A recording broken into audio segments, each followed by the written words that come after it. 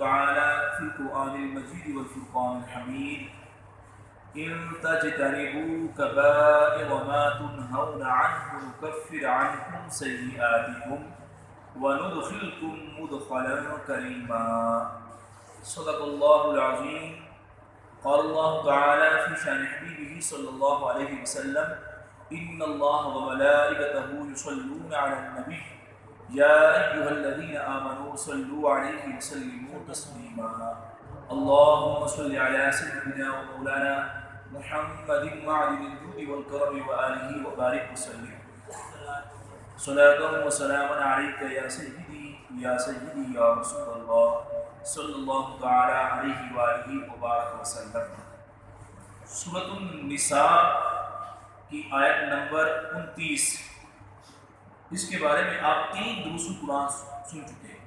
اس میں ایک بات تو یہ تھی کہ آپس میں ایک دوسرے کے مال ناحق نہ کھاؤ، اور دوسری بات تھی کہ باہمی تجارت تمہارے لیے جائز ہے، اور تیسری بات یہ تھی کہ اپنی جانوں کو قتل نہ کرو. اس کے بعد جو اگلی آیت ہے اس میں اللہ رب العزت نے ارشاد فرمایا کہ جو ظلم و زیادتی کرے گا تو ان قریب ہم اسے آگ میں داخل کریں گے. اور جو ابھی میں نے آیت تلاوت کی ہے یہ آیت نمبر 31 ہے. اللہ رب العزت ارشاد فرماتا ہے ان تجتنبوا کبائر ما تنہون عنہ نکفر عنکم سیئاتکم وندخلکم مدخلا کریما. اگر کبیرہ گناہوں سے بچتے رہو جن سے تمہیں منع کیا جاتا ہے تو ہم تمہارے دوسرے گناہ بخش دیں گے اور تمہیں عزت کی جگہ داخل کریں گے. آپس میں ایک دوسرے کا مال ناحق کھانا یہ کبیرہ گناہ ہے. ایک دوسرے کو قتل کرنا کبیرہ گناہ ہے. خودکشی کرنا کبیرہ گناہ ہے.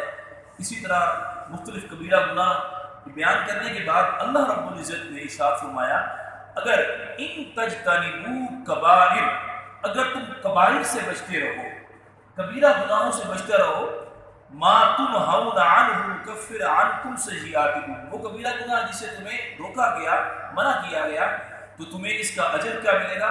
تو اللہ تعالیٰ تمہارے دوسرے گناہ بخش دے گا. جو صغیرہ گناہ ہیں وہ تمہارے بخش دے گا. اور وندخلکم مدخلا کریما، اللہ رب العزت تمہیں عزت کی جگہ داخل فرمائے گا. عزت کی جگہ کیا ہے؟ جنت ہے. اللہ رب العزت تمہاری خطاؤں کو معاف فرما دے گا اور تمہیں داخل جنت فرمائے گا. کبیرہ گناہ کسے کہتے ہیں؟ کبیرہ گناہ کیا ہے؟ کبیرہ گناہ کی تعریف فقہاء نے یہ بیان کی، وہ گناہ جس کا ارتکاب کرنے والا قرآن و سنت میں بیان کی گئی کسی خاص وعید، کسی خاص سخت وعید کا مستحق ہو.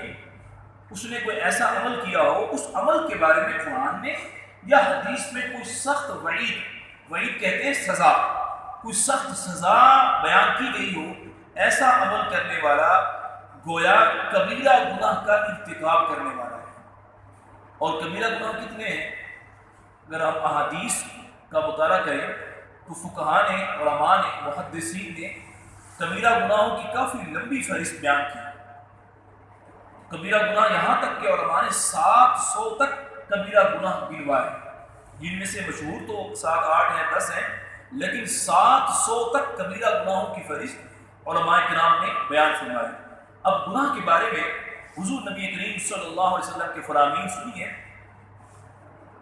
حضور نبی کریم صلی اللہ علیہ وسلم نے ارشاد فرمایا اللہ تعالیٰ نے کچھ فرائض مقرر کیے ہیں لہٰذا تم انہیں ہرگز ضائع نہ کرو. کچھ چیزیں حرام کی ہیں انہیں ہرگز ہلکا نہ جانو. کچھ حدیں قائم کی ہیں تم ہرگز ان سے تجاوز نہ کرو. اور اس نے تم پر رحمت فرماتے ہوئے جان بوجھ کر کچھ چیزوں کے متعلق کچھ نہیں فرمایا تو تم ان کی جستجو نہ کرو. اسی طرح امام ترمذی روایت فرماتے ہیں کہ حضور اکرم صلی اللہ علیہ وسلم نے ارشاد فرمایا جب بندہ کوئی گناہ کرتا ہے تو اس کے دل پر ایک سیاہ نقطہ لگا دیا جاتا ہے. جب وہ اس گناہ سے باز آ جاتا ہے اور توبہ استغفار کر لیتا ہے تو اس کا دل صاف ہو جاتا ہے. توبہ استغفار کرنے سے وہ جو دل پر دھبا لگ چکا تھا سیاہ، اللہ رب العزت اسے صاف فرما دیتا ہے اور اگر وہ پھر گناہ کرتا ہے تو وہ نقطہ بڑھتا ہے یہاں تک کہ پورا دل سیاہ ہو جاتا ہے۔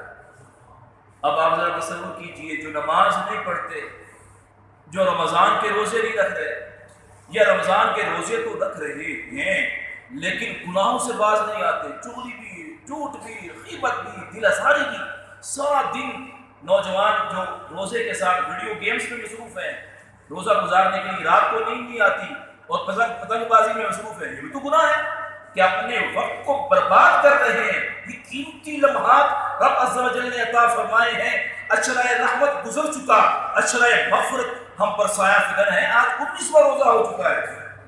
امت کو کیا ہو گیا؟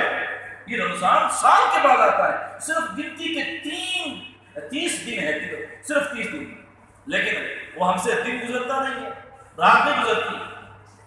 حالانکہ ہمارے لیے تو بڑا بہترین موقع ہے، تلاوت قرآن پاک کریں، ایک ختم کریں، 2 ختم کریں، اور زندگی میں کبھی ہم نے ایک ماہ کے اندر 1,00,000 بار قرآن پاک نہیں پڑھا ہوگا، پڑھ لیجیے، ٹائم ہے آپ کے پاس، احادیث پڑھیں، آپ لیکچر سنیں، اگر آپ نیٹ کا استعمال کرتے ہیں علماء کرام کے بیانات ہیں آپ سنیں، اور دین سیکھیں۔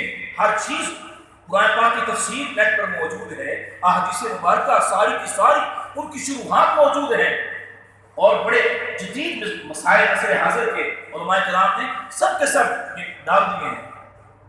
لیکن شیطان اگرچہ قید ہے لیکن ہم نفس کے ہاتھوں، نفس کے غلام بن گئے، اور دیکھیں کیسے ہماری قیمتی دن، گولڈن ڈیز ہمارے ضائع ہو رہے ہیں، اور گناہوں میں ہم کتنے مستغرق ہیں۔ جو ایک گناہ کرتا ہے اس کے دل پر ایک نقطہ لگتا ہے، اور جو گناہوں کی بھرمار ہو اس کا دل سیاہ ہو چکا۔ اللہ رب العزت ہمیں گناہوں کی نحوست سے بچائے۔ آئیے میں آپ کو چند گناہوں کے بارے میں بتاتا ہوں، کون سے گناہ ہیں جو بڑے بڑے ہیں۔ یہاں مفتی صاحب نے سب سے پہلے وہ حدیث سن لیجیے جس میں چند بڑے گناہوں کا ذکر ہے، پھر اس کے بعد میں فہرست آپ کو سناتا ہوں۔ حضرت عامر بن حزم رضی اللہ تعالیٰ عنہ راوی ہے کہ رسول اکرم صلی اللہ علیہ وسلم کا فرمان عالی شان ہے، قیامت کے دن اللہ تعالیٰ کے نزدیک سب سے بڑے گناہ یہ ہوں گے: نمبر 1 اللہ کے ساتھ شرک کرنا، نمبر 2 مسلمان کو ناحق قتل کرنا، نمبر 3 جنگ کے دن راہ خدا عز و جل میں جہاد سے فرار ہونا، نمبر 4 والدین کی نافرمانی کرنا، نمبر 5 پاک دامن عورتوں پر تہمت لگانا، نمبر 6 جادو سیکھنا، نمبر 7 سود کھانا، اور نمبر 8 یتیم کا مال کھانا۔ مال یتیم کے بارے میں بھی درس قرآن آپ سن چکے ہیں۔ اب آئیے یہاں سراج الجنان فی تفسیر القرآن میں مفتی محمد قاسم الطاری دامت برکاتہ العالیہ نے 40 گناہوں کی فہرست جو علماء نے محدثین نے بیان کی ہے وہ لکھی، ذرا آپ بھی سن لیجیے تاکہ ہمیں پتا ہو کہ یہ بھی گناہ ہے اور ہم نے اس سے بچنا ہے۔ وہ گناہ کون کون سے ہیں؟ 40 گناہوں کی فہرست بیان کر رہا ہوں۔ اللہ تعالیٰ کا کوئی شریک ٹھہرانا، ریاکاری کرنا، کینہ، حسد، تکبر، خود پسندی میں مبتلا ہونا، تکبر کی وجہ سے مخلوق کو حقیر جاننا، بدگمانی کرنا، دھوکہ دینا، لالچ، حرص، تنگ دستی کی وجہ سے فقراء کا مذاق اڑانا، تقدیر پر ناراض ہونا، گناہ پر خوش ہونا، گناہ پر اصرار کرنا، نیکی کرنے پر تعریف کا طلبگار ہونا، حیض والی عورت سے صحبت کرنا، جان بوجھ کر نماز چھوڑ دینا، صف کو سیدھا نہ کرنا، نماز میں امام سے سبقت کرنا۔ بعض جو پڑھ رہے ہوتے ہیں امام کے پیچھے ہوتے ہیں، ابھی امام صاحب رکوع میں نہیں جاتے، وہ پہلے چلے جاتے ہیں، تو یہ بھی کبیرہ گناہ ہے۔ امام سے سبقت کرنا، زکوٰۃ ادا نہ کرنا، جان بوجھ کر نماز چھوڑ دینا، صف کو سیدھا نہ کرنا، یہ بیان ہو چکا۔ زکوٰۃ ادا نہ کرنا، رمضان کا کوئی روزہ چھوڑ دینا، قدرت کے باوجود حج نہ کرنا، ریشمی لباس پہننا، مرد و عورت کا ایک دوسرے سے مشابہت اختیار کرنا، عورتوں کا باریک لباس پہننا، اترا کر اکڑ کر چلنا، مصیبت کے وقت چہرہ نوچنا، تھپڑ مارنا، یہ گریبان چاک کرنا، مخروص کو بلا وجہ تنگ کرنا، سود لینا دینا، حرام ذرائع سے روزی کمانا، ذخیرہ اندوزی کرنا، شراب بنانا، پینا، بیچنا، ناپ تول میں کمی کرنا، یتیم کا مال کھانا، گناہ کے کام میں مال خرچ کرنا، مشترکہ کاروبار میں ایک شریک کا دوسرے سے خیانت کرنا، غیر کے مال پر ظلماً قابض ہو جانا، اجرت دینے میں تاخیر کرنا اور امانت میں خیانت کرنا، یہ چند گناہ بیان کیے ہیں۔ اللہ رب العزت ہمیں ان سے بچنے کی توفیق عطا فرمائے۔ اللہ رب العزت ہمیں شیطان کے ہتھ کنڈوں سے بچائے، ہمیں نفس کے ہتھ کنڈوں سے ہمیں محفوظ رکھے، اور جو گناہوں سے بچ جاتا ہے، ان بڑے بڑے گناہوں سے، اللہ فرماتا ہے جو بڑے گناہوں سے بچنے کی کوشش کرے گا ہم اس کے صغیرہ گناہوں کو معاف فرما دیں گے اور انہیں عزت والی جگہ پر داخل کریں گے۔ عزت والی جگہ کیا ہے؟ وہ ہے جنت۔ ہم بھی اللہ رب العزت کی بارگاہ میں عرض کرتے ہیں کہ یا اللہ عز و جل ہمیں ان گناہوں سے بچا، اپنے فضل سے ہمیں داخل جنت فرما دے، آمین بجاہ النبی الامین صلی اللہ علیہ وسلم۔